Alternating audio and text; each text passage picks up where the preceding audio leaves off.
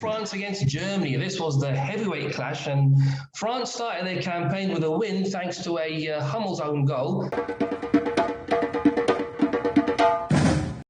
Hello again, this is Gulf News Kicking Back. I'm Imran and I'm joined by Matt, Shamsir and Sahil to dissect all of yesterday's action. But before we do, let's bring you quickly up to date with the latest Euro 2020 news. Several people were taken to hospital to receive treatment for injuries caused by a protester who parachuted into the Alliance Arena and crashed onto the pitch during France's win over Germany. This one's brilliant. Cristiano Ronaldo's gesture, we've all seen it during the press conference, has apparently cost Coca-Cola $4 billion. He moved 2 bottles of soft drinks that were placed in front of him before raising a bottle of water and encouraging people to drink that instead. That's brilliant. And staying with Ronaldo, he's overtaken Michel Platini to become the top scorer in European Championship history by scoring twice yesterday for Portugal against Hungary. And that's where we'll start this morning. It finished 3-0 to the defending champions, but if you didn't watch that game and saw the result, you probably thought it was a comfortable win, but it was far from it, wasn't it, guys? Yeah, absolutely. It was a real funny one. Hungary, with their 67,000 fans in that packed stadium in Budapest, was they've all clearly got the vaccine. They thought they'd stolen it. They had the ball in the net.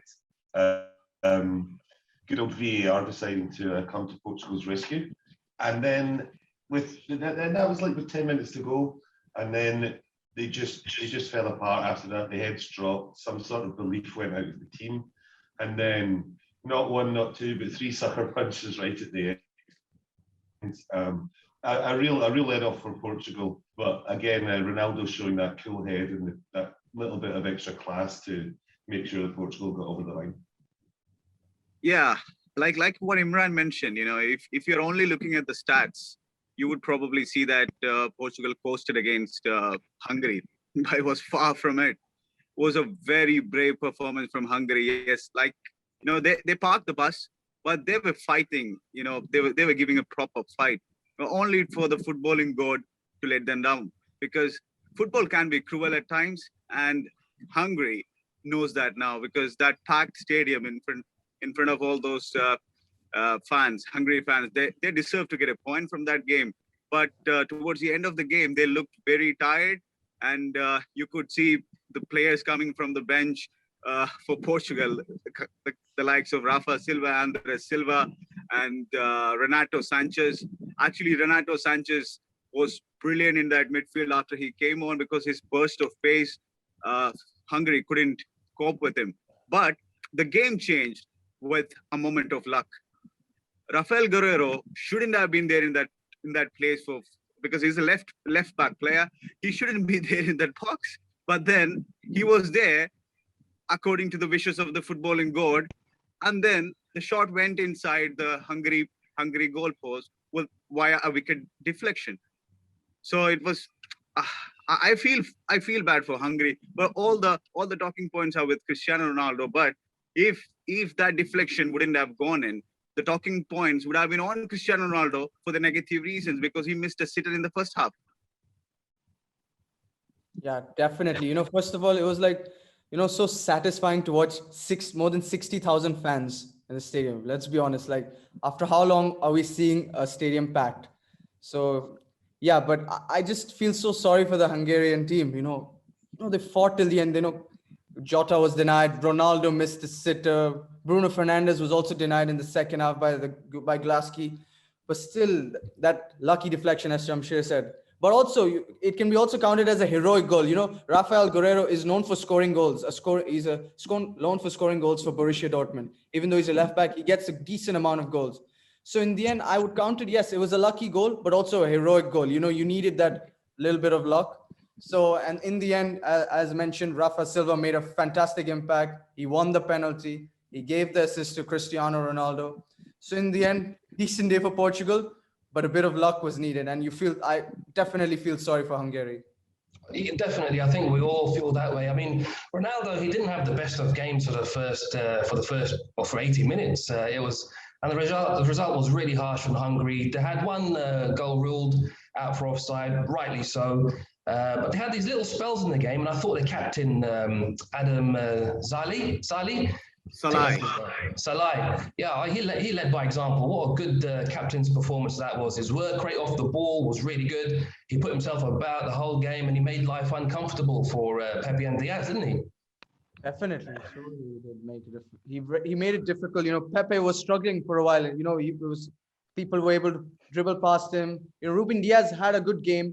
I feel like this game they missed Joao Cancelo. Yes, he has been ruled out of the tournament, but Nelson Semedo, he's good defensively. But going forward, I think you guys can agree that he was not putting in good crosses. Joao Cancelo's got that creativity in him. So I think Portugal are going to definitely miss him. Yeah, completely. The thing is, first of all, the Guerrero goal is very reminiscent of the notorious Dave Neary toe poke, as Jimmy Hill called it. Sahil and Shamsir, you're too young to remember that. Imran, you might recall it. It was a classic defender's goal. Smash it with the front of the boot and just see where it goes. It took that deflection, and it just completely reminded me of that famous goal back in the day. As far as Sahil was saying there, Cancelo, yeah, massive miss for them. He's been so instrumental for Man City all season as well, and you could even any team miss him regardless of whatever. But both City and Portugal have got massive amounts of quality, but he's still a standout player. And it's a shame that the tournament as a whole will miss him as well because of his great energy, box to box energy and crossing. Yeah, but again, there is that strength and depth, as you said, with Rafa coming on, really changing the complexion of the game altogether. And Portugal will now fancy their chances with Germany and France both coming up. And France and Germany will both be doing their homework right now and knowing that Hungary are not going to be rollovers. Shamsir, Hungary were dropping deeper and deeper in that game, and in the end, the pressure told. Now, the night before, Sweden got away with that against Spain, but it's a risky game plan, isn't it, to sit so deep and invite the pressure on, as in the end, Hungary found out. Yeah, but you could look at the bench strength of Portugal. They could bring in a lot of players, but Hungary didn't have that, so they had to hang on. So until the 75, 80 minutes. They were giving it all, but the risk of playing this kind of football is that you will run out of gas, and that's what happened. Because once you become a tired mind, you're going to make mistakes, and it was not even a mistake for the first goal. It was a wicked deflection. It was completely, it was a fortunate goal for Portugal to score. But ever since that goal, they were heads down. It was like that penalty mistake, because you have seen Orban in the first half making an absolutely heroic tackle, but in the second half, after they conceded the first goal, the penalty was also considered by Orban, because could have been avoided if he would have been sharper. But there were clearly tired legs and tired minds. So I have to give it to Hungary for the performance they put it on, and also the brave hearts they showed. So it's a signature to everyone saying that when you just seeing the team and saying that these guys are going to be pushovers. That's not how the football works. When the pressure is not on the shoulders, certain players and certain team just raise their game. That's what happened yesterday, and especially in front of a packed stadium. Well said. Well said.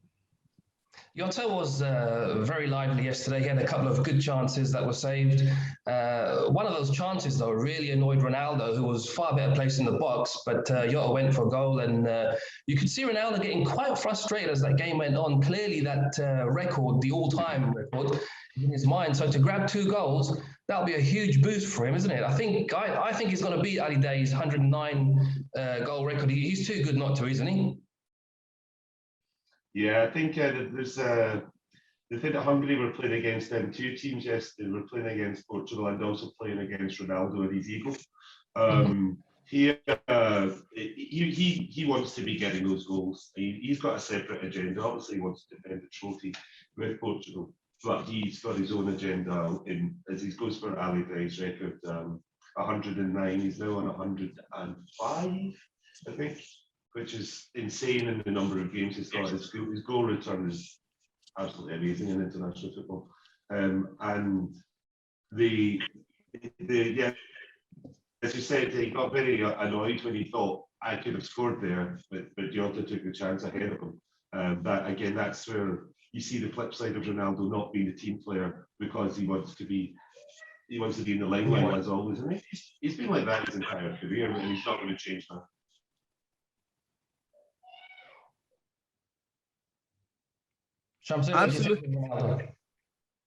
Absolutely. You know, Ronaldo, he's a machine. You know, we all know that he's a machine. He just keeps on scoring. Often people talk about the team performance. But this guy has got that individual record inside every time. You know, he just wants to break all the records that is in his side. So he's even at 36, he's really motivated himself to doing all these things. Now you have to give credit to the boy for changing his style of play, because he was an explosive winger in his career when he began football during his United days, and then he moved to Real Madrid. But now he's an out-and-out poacher, so he can score more goals. You can see he hardly done anything for the 85 minutes in the game, And if Hungary would have scored that goal, and if the game would have been 1-0 for Hungary, all the like I've mentioned in the video earlier, all the talking points would have been on Cristiano Ronaldo for missing an absolute sitter in the first half. But now all forgotten. He has scored 2 goals. One was a penalty, and the other one was a brilliant 1-2 with Rafa Silva. But if you would have missed that goal, if Portugal would have lost that game or drawn that game, all the talking points would have been on Cristiano Ronaldo for not scoring that sitter. Yeah, definitely agreed. Talking about the Diogo Jota shot, yes, I can completely look at Ronaldo's point of view. He should have passed. He was clearly in to score the goal. But in the end, you got to see each individual's point of view. Yes, the pass was on, but Jota's got a good shot at him. So can you blame him for taking a good shot? He's got a good right foot. He doesn't have a weak foot. So in the end, yes, the record, you got to put the record aside and put your team first. But in the end, the pass, to conclude, I think the pass should have been made, but it's nothing wrong to take a shot on. But yeah, and for the penalty incident, they didn't even think twice for choosing Bruno Fernandes or Cristiano Ronaldo. It had to be Ronaldo only. So we can see that Ronaldo is going to be the main penalty taker. Yeah, there was no way that he wasn't going to take that penalty there. That's for sure. That's a good point there. So, right, let's move on to France against Germany. This was the heavyweight clash, and France started their campaign with a win thanks to a Hummels own goal. But it was a fascinating contest. It looked and felt more like a quarter-final or a semi-final. We're so used to seeing these two teams meet in the later stages of tournaments, but they served up quite a good game last night, didn't they? It was a brilliant match to watch, to be honest. It maybe show 1-0 and it was an own goal, but trust me, the game was always interesting. Throughout the 90 minutes, there was not even one dull moment. And both teams played brilliantly. France, come on, Mbappe, Pogba got man of the match. And for Germany, yes, obviously the France team is way better than Germany. Let's accept that. But Germans fought hard towards the end. Thomas Muller looked like a fighting spirit. Mats Hummels may have scored the own goal, but let's be honest, you should have seen the tackles he made. He was brilliant against Mbappe. But in the end, France snatched it away. So we have to give credit to France here for sure. Yeah, Hummels was one of the men we mentioned yesterday. Will be key for Germany. I don't think he quite expected to be making the headlines he did. He's been a rock for them for decades now. But yeah, it's just one of those unfortunate events, and I don't think it can be held against him. So cataclysmic error. He showed for the rest of the game that he didn't lose his head, and he just got down and got on his game. Kept Germany in it for the rest of the match, and one of those breaks went another way, and it would have come away with at least a point. The other infuriating bit for me, and I'm pretty sure for Sahil as well, is Pogba. Why does he do this for France and then he can't do it for Man United? He just shows. N'Golo Kante. Yeah, Shamsir, I was about to ask you to jump in there.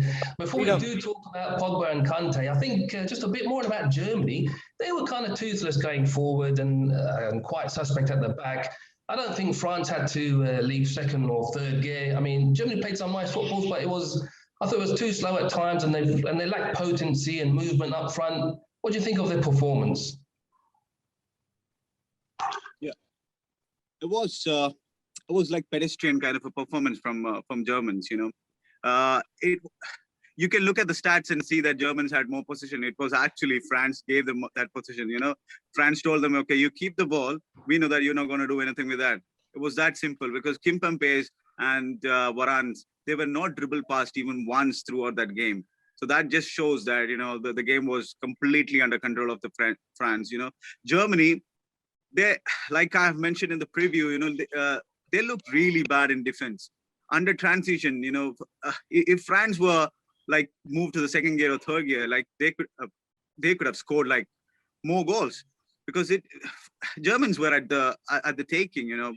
They didn't really look like a team for me, but they were passing the ball nicely around. But I clearly thought that they are lacking a defensive midfielder in that squad who could actually help the defense. You can see like two technicians playing in the defensive midfield role, like Kroos and Gundogan. They're very good on the ball, but they're not ball winners like N'Golo Kante's or even Paul Pogba's.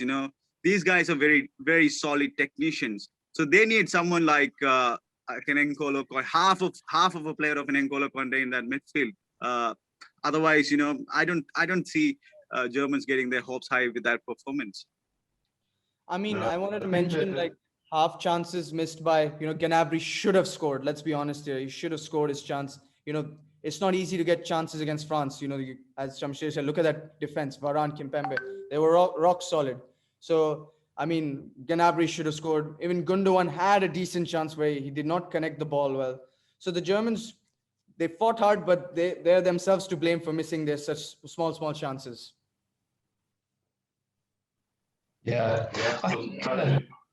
Sorry, Matt. Go I on. was just going to say, just to touch on the point you said earlier, I had a feel of a later round match when these guys are used to meeting, but also just to qualify what Shamsir said, I think if France had to, they could have moved up a gear. Had Germany given them a right proper scare, they could have said, right, let's go and kill this game now. They knew what they were doing, and they just ease themselves into the tournament. Know it's a long journey all the way to the final if they're going to get there. And they just knew that they'd done enough to make sure that those 3 points are in the bag, and that's the first major hurdle sorted. Yeah, good point. Just go back to Pogba. I think we all agree he played really well. But you know what? I don't think he meant that pass. I think he was looking to play Mbappe with the outside of his right foot, but he got it wrong. Lucky for him, Hernandez was out wide. He put in the cross and they went off Hummels.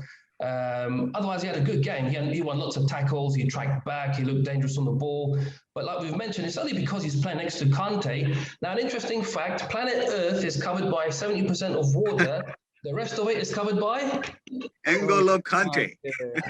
Go on, Shamsir, tell us more about this guy. I know you love him. I absolutely love that man because the thing is that Pogba, for Manchester United, they have played different players to unleash the Pogbas, but the one player that can unleash the Pogba is N'Golo Kante. You can look at the stats. These guys have played together for like 28 games and they haven't lost once for France.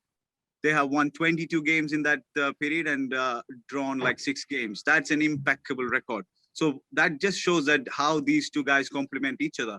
So when N'Golo Kante wins the ball and does all the dirty works for his team, Pogba can focus on the attacking side. But he was brilliant defensively as well. For me, the man of the match was Pogba.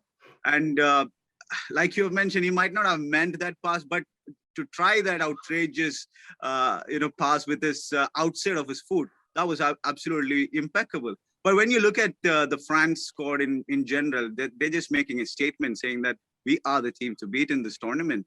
You can look at that defense. There were Kimpembe's and Varane's were like absolutely solid. Then you have seen N'Golo Kante winning balls everywhere on his side. Whatever was there on his side, he was winning it and giving it to Pogba to rake up the passes. Then you could see the flair of Griezmann and Benzema together. They were complementing very well each other. Then you have a certain Mbappe on his bike. Whenever he was given the ball, he was just running past everyone. And incredible squad, man. So I have to give one tactical thing that Deschamps did. It was mostly towards the left-hand side, inside. That was the threat possessed by France. you could see Lucas Hernandez and Rabiot staying defensively disciplined, which allowed Kylian Mbappe to roam forward, and that mechanism or that method is the one which could maximize Mbappe's threat, and which was deployed well, and it rewarded profit. Sahil, Imran, you mentioned sorry to you interrupt. mentioned Germany's chances there. Muller headed wide. Gundogan had a chance. Gnabry should have gone for it with his laces, I think, instead of trying to side foot it, which he scuffed. Sane came on, looked out of sorts. What positives do you think Germany can take from that performance? You've still got to play Hungary. They got to score some goals. They have to get some important goals. Even you said Sane looked completely out of sorts. Timo Werner looked even more out of sorts when he came on, if you realize. And, they didn't have the substitutions, just didn't work out for them. Let's be honest. Even Kevin Volland came on, he gave away the ball. I mean, in a short period of time, you cannot tell anything the player, but that's what you expect from the substitution. Something has to come out of nothing, right? But in the end, it was just not working out for Germany. But Matt, can we ever underestimate the Germans?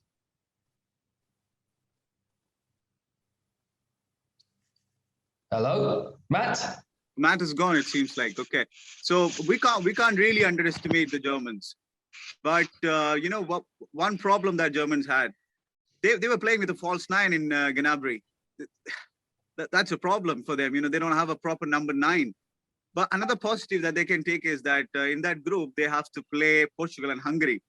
Portugal didn't look like a proper team, as they scored like 3-0, but they're out for the taking, because they're also a pragmatic team, which German can capitalize. But Hungary, I'm not sure whether hunger is down after that performance. If they show more hunger, it's going to be a problem for Germany. Yeah, good point. Right, that's the first round of fixtures completed. Everyone's played once, and I've got to say I've been most impressed by Italy. They played the first game. They've been a standout team for me. I know it's really early days, but they seem to have got everything on that side. Who's caught your eye so far? I think that you're right, and that's a complete team. That Italy team, they complement each other very well. Sometimes a lot of these international teams, they can be full of superstars, but they just don't gel. Italy seem to have got. It's something that you say about most of the Italy teams throughout the years. Actually, they know how to come together properly as a nation and perform. France, as I said, also caught my eye in the way that they were completely in control of that game. But a team that have clearly got to move up the gears, but are still looking as though they've got a serious amount of strength and skill, are England. They've caught my eye in the sense that Foden looks like he's right up for it.